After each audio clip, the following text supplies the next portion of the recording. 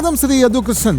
നമ്മൾ കാണുന്ന കാഴ്ച ഞെട്ടിപ്പിക്കുന്ന കാഴ്ചയാണ്. നമ്മൾ പല പ്രതിഷേധങ്ങളും കണ്ടിട്ടുണ്ട്, മുദ്രാവാക്യങ്ങൾ കേട്ടിട്ടുണ്ട്, റോഡ് തടയൽ കണ്ടിട്ടുണ്ട്, ഇത്തരത്തിലൊക്കെയുള്ള ഉപരോധങ്ങൾ കണ്ടിട്ടുണ്ട്, കരിങ്കൊടിയൊക്കെ കണ്ടിട്ടുണ്ട്. പക്ഷേ ഒരു അധ്യാപികയുടെ, അതും ഒരു സർവകലാശാലയുടെ, സംസ്കൃത സർവകലാശാലയുടെ വൈസ് ചാൻസലർ പദവിയിലിരിക്കുന്ന ഒരു അധ്യാപികയുടെ ശവസംസ്കാര കർമ്മങ്ങൾ നടത്തുകയാണ് ക്യാമ്പസിനുള്ളിൽ. അതും ഒരു പ്രധാനപ്പെട്ട വിദ്യാർത്ഥി സംഘടന SFI. അവർ പാലക്കാട്ട് സമാന നിലയിൽ ശവമഞ്ചം ഒരുക്കി പ്രിൻസിപ്പലിനെ അവർ കൊല്ലാക്കൊല ചെയ്തിരുന്നു. ഇപ്പോൾ ഡോക്ടർ സിസ തോമസിനെതിരെയും അവർ പയറ്റുന്നത് ഇതാണ്. മറ്റ് സമരമുറകൾ അവർ തേടുന്നില്ല. ഇത്തരത്തിൽ പ്രതീകാത്മകമായ ശവസംസ്കാര കർമ്മങ്ങൾ അവർ നടത്തിക്കൊണ്ട് വലിയ ഗുരുനിന്ദ നടത്തിയിരിക്കുന്നു. ABVP ഈ SFIയുടെ ഈ കാടത്തത്തെ എങ്ങനെ കാണുന്നു ശ്രീ യദുകൃഷ്ണൻ? തീർച്ചയായിട്ടും ഇന്നലെ കാലടി സർവകലാശാലയിൽ നടന്നിട്ടുള്ള സമരം പൂർണ്ണമായിട്ടും ആഭാസ സമരത്തിന്റെ മാതൃകയാണ്.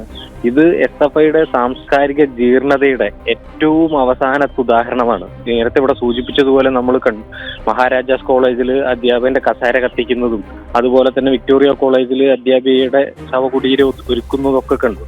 തീർത്തും ഇത്തരത്തിലുള്ള ആഭാസ സമരങ്ങൾ കേരളത്തിന്റെ പൊതുസമൂഹം തള്ളിക്കളയേണ്ടതാണ്.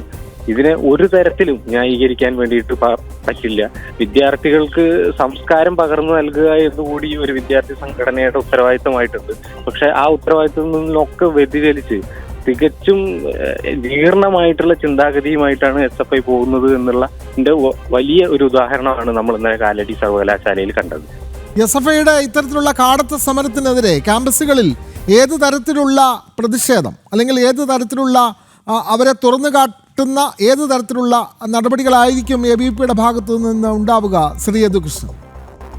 ഇത് ക്യാമ്പസുകളിൽ മാത്രമല്ല, കേരളത്തിന്റെ പൊതുസമൂഹത്തിലും SFIയുടെ ഈ സാംസ്കാരിക ജീർണതയെ തുറന്നു കാട്ടുന്ന തരത്തിലുള്ള പ്രതിഷേധങ്ങളും പ്രചരണങ്ങളും ABVPയുടെ ഭാഗത്തു നിന്നുണ്ടാവും. വരും ദിവസങ്ങളിൽ ശക്തമായിട്ടുള്ള പ്രതിഷേധം കാലടി സർവകലാശാലയിലും മറ്റും പൊതുസമൂഹത്തിലും ABVP ഇതുമായി ബന്ധപ്പെട്ടിട്ട് മുന്നോട്ട് കൊണ്ടുപോകും.